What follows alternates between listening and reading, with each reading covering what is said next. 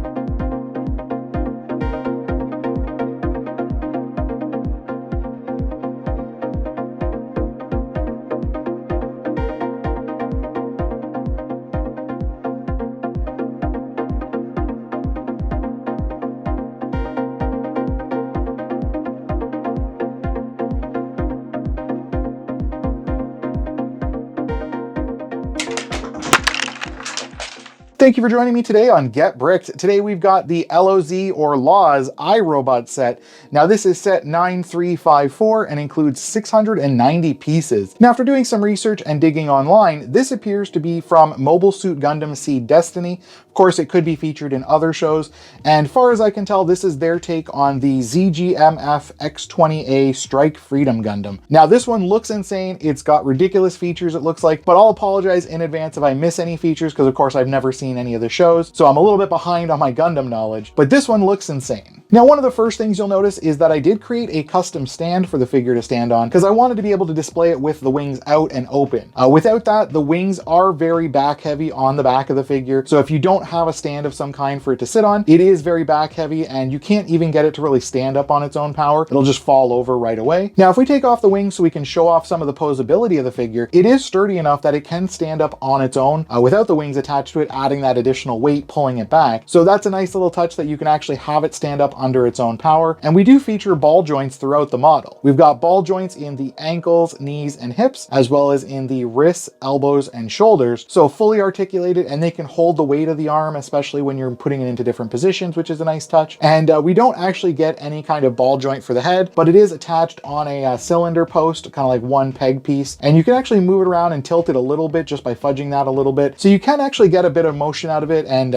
actually make it a little bit expressive as well. Now this figure does have some hip mounted cannons where initially they're in their kind of neutral position where they're just folded and pointing down, but you can flip up both the front and back of them to give them some hip mounted weapons, and they are only attached by one stud, so you'd think that would make them very fragile, but because we're dealing with very small pieces, they're not very heavy, you can actually have them flip up and they are pretty sturdy even though they're only attached by the one stud. Now this version of the Strike Freedom Gundam is also supposed to have a waist or abdomen cannon of some kind, so I got to imagine that's probably where those yellow translucent pieces are coming from, and correct me if I'm wrong in the comments, but that's my best guess as to where it would be. Now the wings on the back are pretty posable. We do get some ball joints that they're attached to. We also have it where they have like a single stud connector next to that piece for the ball joint, so you can actually extend the range of motion that you can get around where they're connected. And then on the outer part of the wings, we do have those additional pieces that are kind of connected with only one stud, so you can actually fold those out and get some more range of motion, just like we saw with the hip mounted cannons as well. Now an additional feature of the Gundam is that it includes a couple of additional cannons that you can use to replace the hands on the model. So you can actually arm it and get it ready for battle by giving it some more armaments. And it does look really good when it's fully geared up with all the weapons ready and primed, especially with the wings out. It looks very intimidating with the amount of gear attached to it. Now an interesting feature I saw when I was watching some clips from this version of the Gundam is it looks like the wing pieces are actually able to detach and attack independently, but they're still connected with a link to the Gundam pilot. So a nice little feature there, and it looks like they've matched the coloring. Maybe not the angle, because they look more like blades almost in the show, but of course we're building with blocks. There's only so much we can do trying to get rid of that block design to it. But they do look pretty good, and they match the look you'd expect. Now overall, this set looks insane with the amount of detail that we're getting, and for someone like myself that likes collecting brick builds, this one is a nice addition to the collection with the smaller kind of brick style that they're doing. It's like the micro block and nano block style bricks, so I like the fact that we're getting so much detail and actually a lot of posability out of these kind of figures, because from the ones I've built before, they're just kind of like static figures. There's not really much posability with it, but this one is insane, the amount of posability you're getting out of it. So for me, it's a huge jump going from some of the more blocky ones without posability,